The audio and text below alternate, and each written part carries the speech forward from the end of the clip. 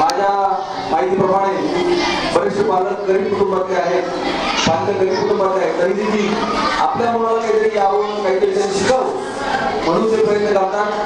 तुम्हाला या सर्वांना आजच्या 15 ऑगस्टच्या 67व्या स्वातंत्र्य दिनानिमित्त मी शुभेच्छा व्यक्त करतो.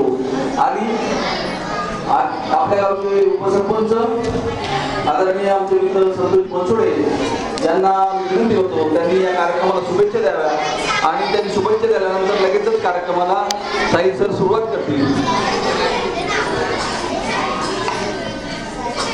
आजच्या या निजाम कला अकादमीच्या उद्घाटन प्रसंगी उपस्थित असलेले आमचे सहकारी श्री शांताराम बापू काळे ज्यांनी आपल्याला या ठिकाणी प्रोत्साहन देत आहेत, अशा या शाळेच्या प्राचार्या आदरणीय काळे मॅडम, तसेच या निजाम डान्स अकादमीचे संचालक साहिल सर आणि समोर बसलेले सर्व विद्यार्थी मित्रांनो, त्यांच्याबरोबर आले त्यांचे सर्व पालक.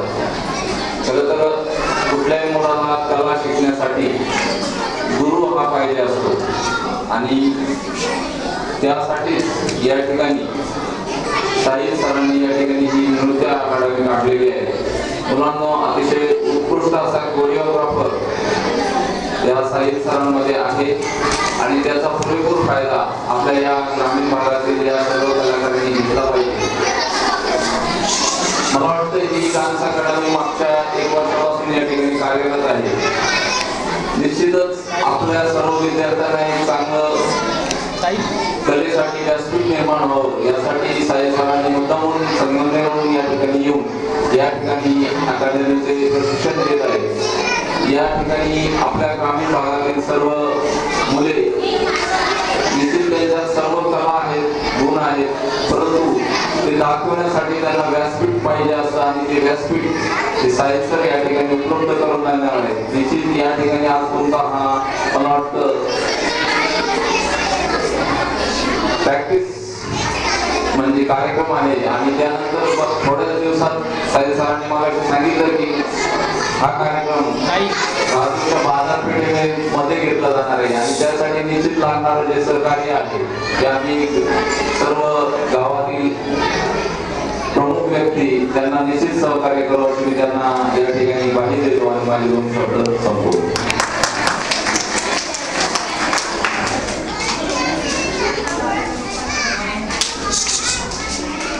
प्रथमतः सर्व पालकांचं या निजाम अकॅडमीमध्ये तुम्ही प्रवेश दिला आपल्या पाल्याला त्याबद्दल स्वागत करते.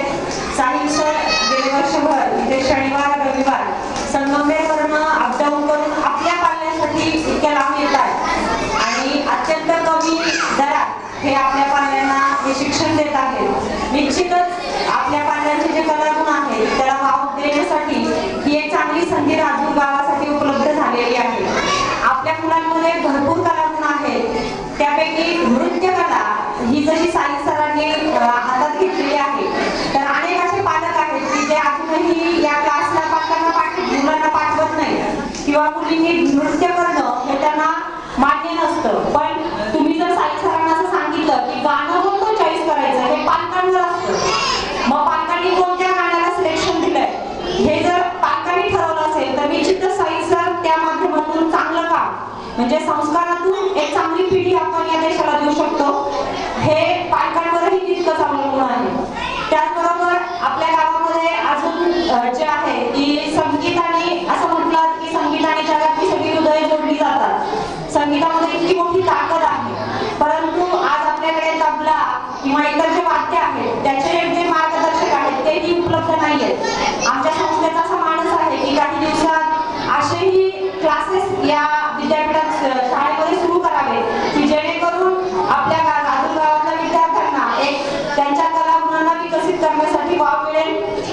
गेल्या वर्षी साहिल सरांच्या माध्यमातून ज्या मुली संगमनेरला गेल्या आणि सांगायला किंवा साहिल सरांचं कौतुक तुम्ही ऐकलं असेल मला माहित नाही, पण संगमनेरमध्ये अनेक गावातल्या अनेक जिल्ह्यातल्या तालुक्यातल्या ग्रुप्स आले होते आणि आपल्या साहिल सरांच्या ग्रुपने पहिली 5ही पारितोषिकं विजयी झाली होती.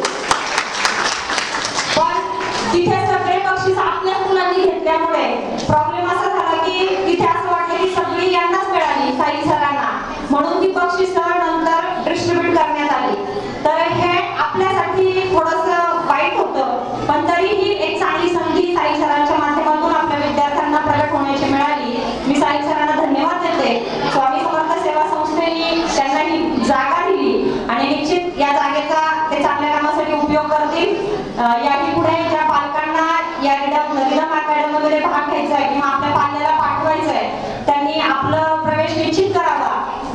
पाहते की साहिल सर बरोबर वेळेवर येतात. कधीतरी गाडीचा प्रॉब्लेम होऊ शकतो, पण त्यावेळेस साहिल सरांना विनंती आहे की त्यांनी पालकांशी संपर्क करावा त्यावेळेस, कारण मुलं येऊन बसतात, शनिवारची वेळ असते, रविवारची वेळ असते आणि आम्ही इथं कुणी म्हणजे 24 तास इथे शिपाई असतोच, पण एखाद्या वेळेस कुणीतरी नसतं आणि त्यावेळेस मग ती मुलं छोटी छोटी बराच वेळ तापकळत राहतात. तर मी पालकांच्या वतीने साहिल सरांना विनंती करीन, असं जेव्हा असेल त्यावेळेस तुम्ही पालकांना संपर्क करावा. एवढं बोलून मी माझं लावलेलं